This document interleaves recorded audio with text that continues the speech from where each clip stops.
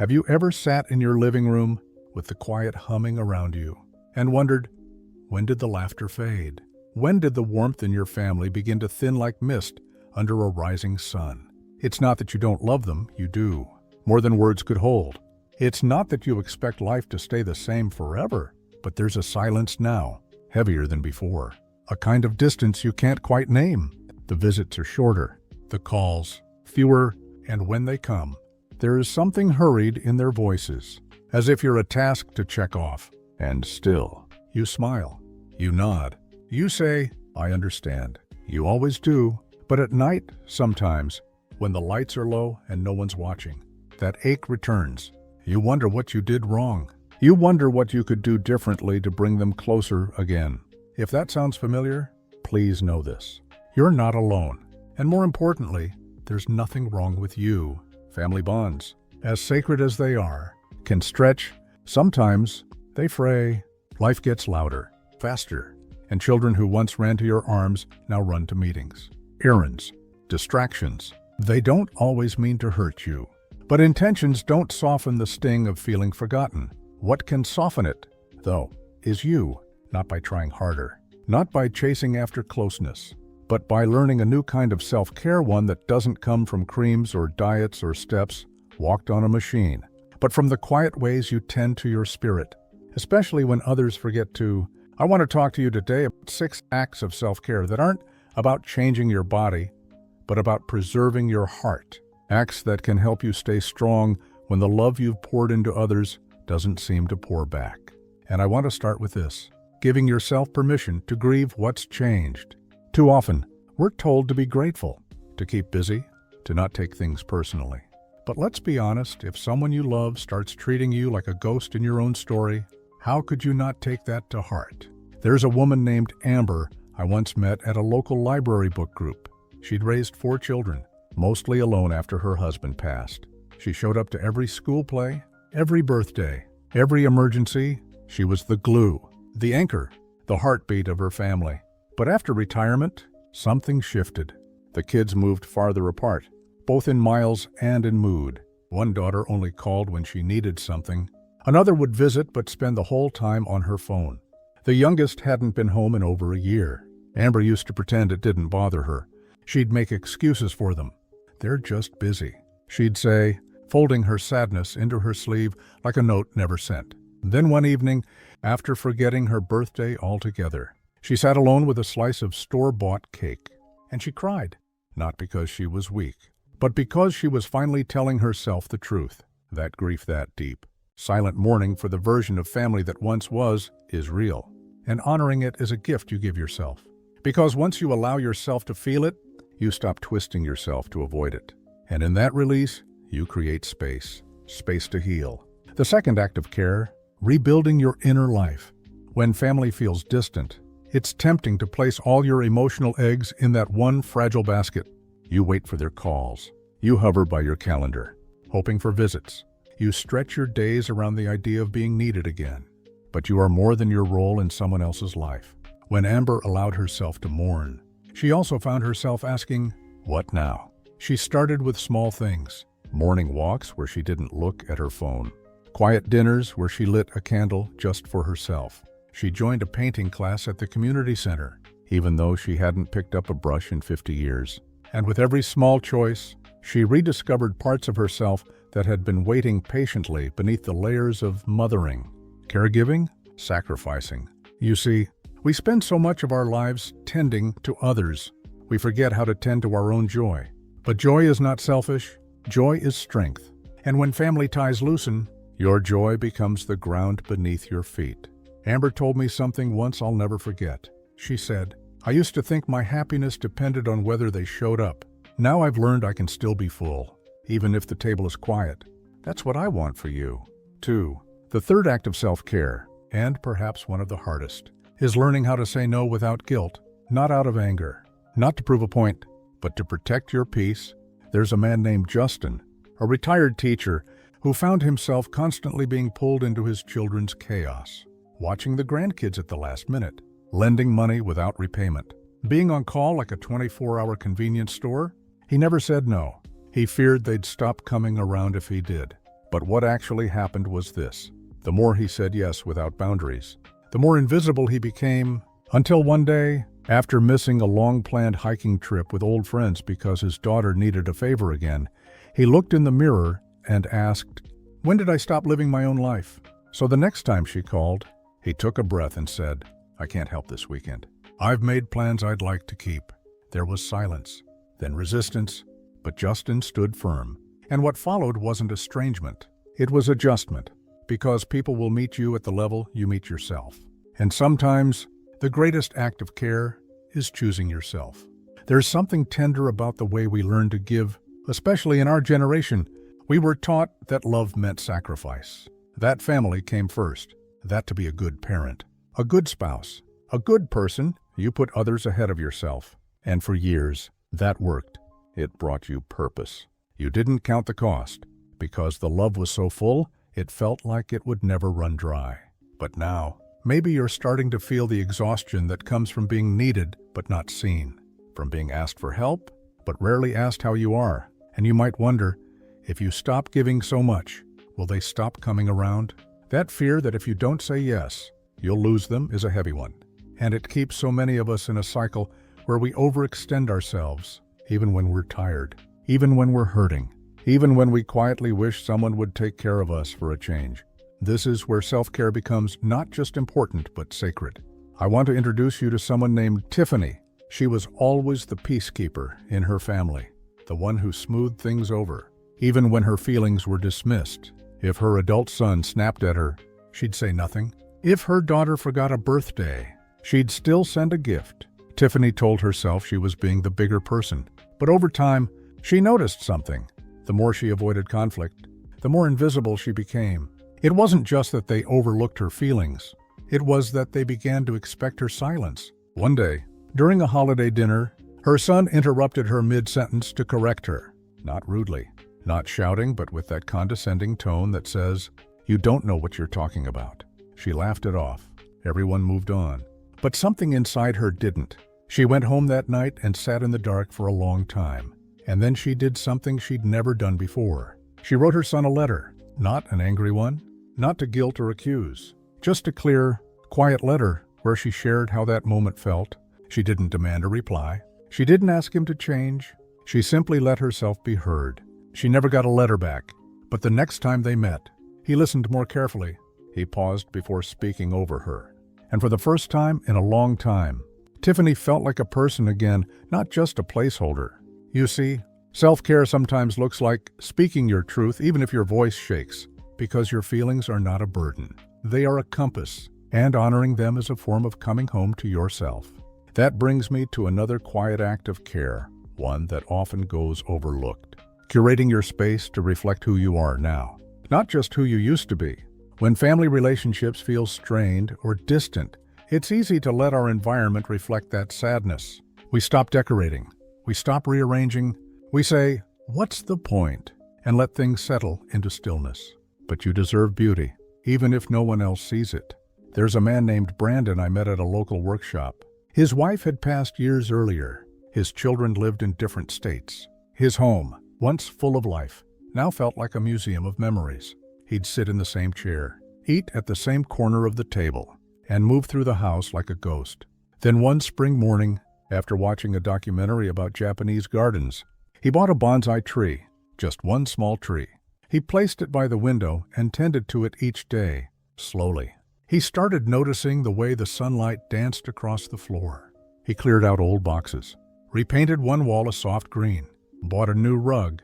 When I asked him why, he said, "I realized I was living like I was waiting to die."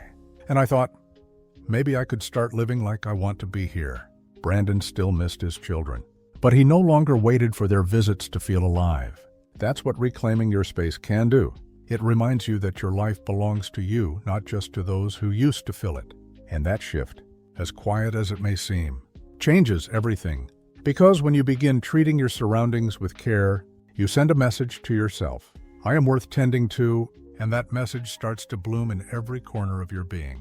Now, not every day will feel like progress. Some mornings you may still wake up and feel that ache. You may wonder, why bother? But each time you light a candle, just because it smells nice, each time you choose a fresh piece of fruit or lay out your clothes the night before. Not out of necessity, but out of intention, you are saying, I am still here, and I still matter. That kind of care, it doesn't shout, it doesn't ask permission. It simply becomes the soil where strength begins to grow again. So whether your family checks in daily or hardly at all, whether they see your worth or struggle to acknowledge it, your care for yourself is not a consolation prize. It's the foundation of the life you're still building. And you, my friend, are allowed to build it with joy. There's something remarkable that happens when you stop waiting. When you stop checking the phone every hour hoping for a message. When you stop glancing at the calendar, thinking maybe this week someone will make time for you. When you stop adjusting your life to be easier for them to enter, because finally you've decided to stay home in your own heart. It doesn't always happen with a grand gesture. Sometimes it begins with something simple. A morning walk where you notice the birds. A laugh you let out.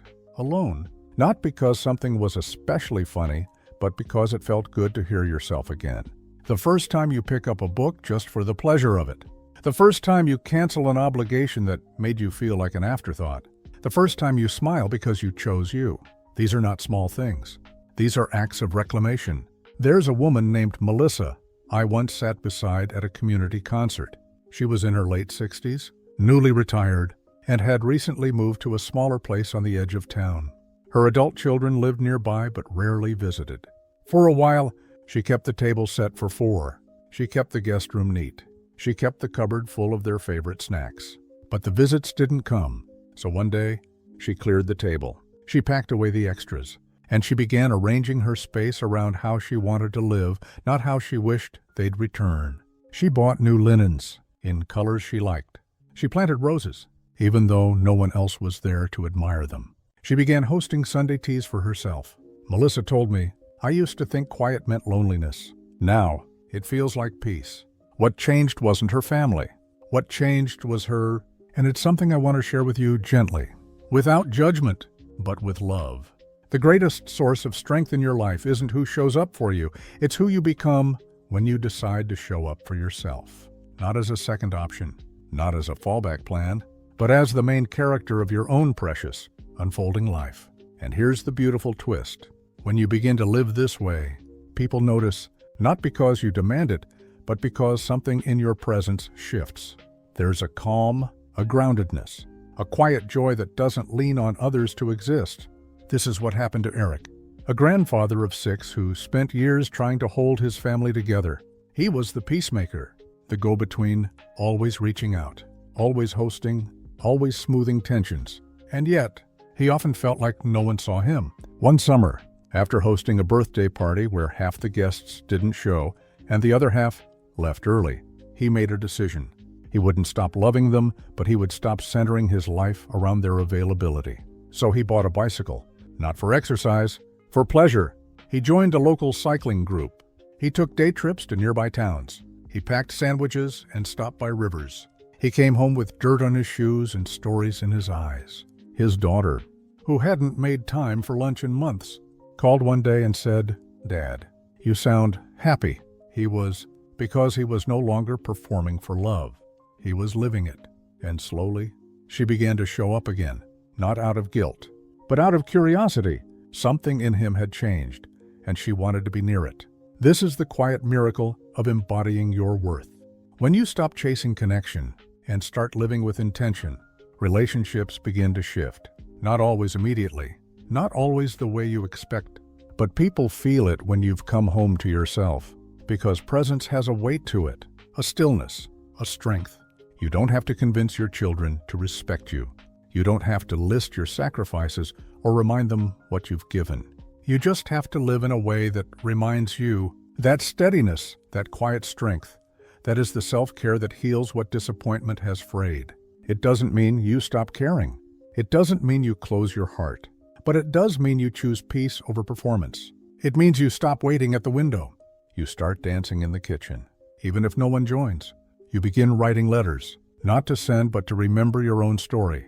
You return to that person you once were before titles like mother, father, spouse, or grandparent defined your days. Because deep inside, that person still exists. and they're still worthy of joy. Let that joy become the new gravity in your life.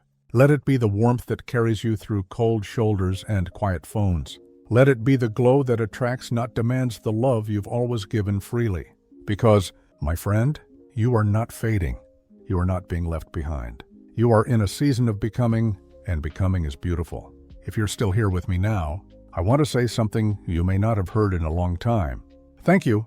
Thank you for being here, not just in this moment, but in your own life, for showing up, for listening to these words, for letting your heart feel what it feels, even if it's tender, even if it's been holding things in for too long. That takes courage. And it's a kind of courage that no one sees from the outside, but I see it in you. You've lived a lot of life. You've weathered storms that would have broken others.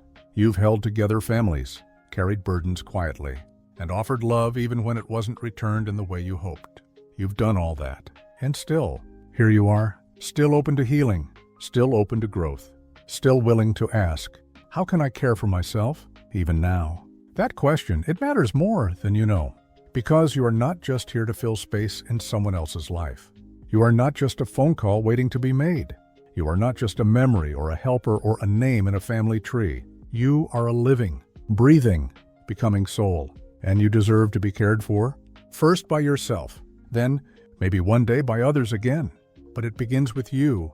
These small acts of self-care we've talked about, they may not sound revolutionary, but they are, not because they make headlines, but because they begin to rewrite the quiet narrative so many of us have carried for too long, that our worth depends on being needed.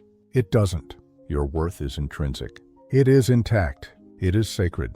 You are enough. And yes, it's okay to want connection, to long for closeness, to hope that your children or family members will one day look at you and say, I see you. I appreciate you. But until that day comes, and even if it doesn't, you are allowed to live a life that feels like yours again.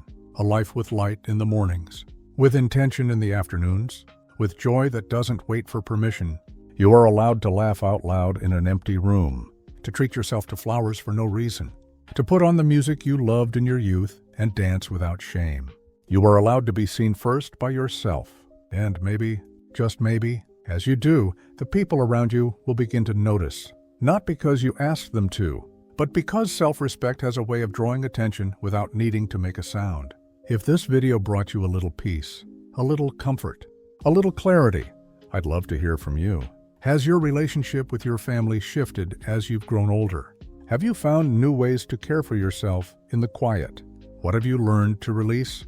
And what have you learned to reclaim? You can share as little or as much as you'd like in the comments below. Sometimes, just knowing that someone else understands can make all the difference. And your story might be the very thing another person needed to hear today. If this message resonated with you, I'd be honored if you'd consider subscribing to this channel. Not because numbers matter, but because connection does. And I'd love to keep walking beside you on this path of becoming. We may not be able to rewrite the past, but we can choose the story we tell ourselves from this moment forward. And let that story be full of compassion. Let it be full of gentleness. Let it be full of a quiet, powerful truth that even when family bonds feel distant, even when you are not held the way you wish to be, you can still be whole, still be joyful, still be deeply, beautifully you. Thank you for letting me speak into your heart today. It has been an honor. Until next time, take care of your spirit, your breath, your days. You are not alone, and you are more than enough. Always.